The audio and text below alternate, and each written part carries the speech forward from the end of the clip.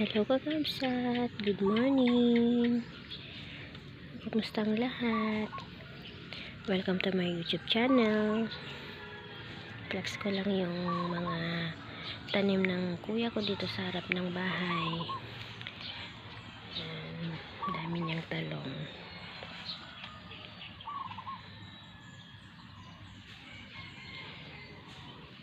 Ito nga pala, tips kakabsat para sa mga nagtatanim ng mga talong. Lagi niyang pinuputulan, kinakat niya yung mga dahon para daw mag-bear na siya ng bulaklak at mamunga kahit maliit pa. See guys, kahit maliit pa siya may bulaklak na siya. Ang gaganda. Gaganda ng mga talong niya. Dito lang sa harap ng bahay. Ito. May bulaklak na rin siya. Ito rin. Kahit maliliit pa siya may mga bulaklak na siya. Meron din siyang sili dito. Siling panigang. Ayan. Nagkakaroon na rin siya ng mga bulaklak. Hopefully mamunga na rin. Ayan guys. Ito. Meron siya dito. Maliit pa. Ito.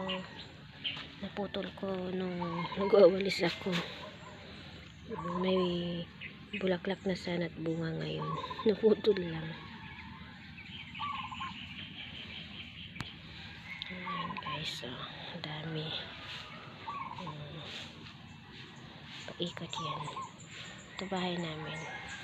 Ito. May sili din siya. Daming bunga. Hilit na.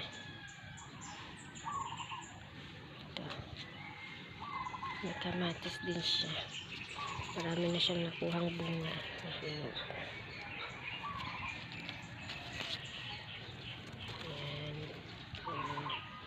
Daming bunga yung sili niya. Meron din tayo dito singkamas. Laki ng singkamas.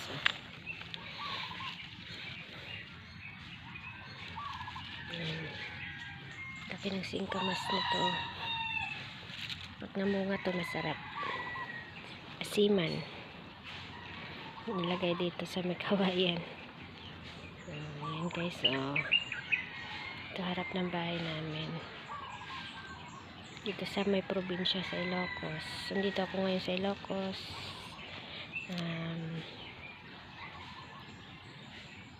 Yan, sarap naman sa probinsya kasi fresh air, maraming puno.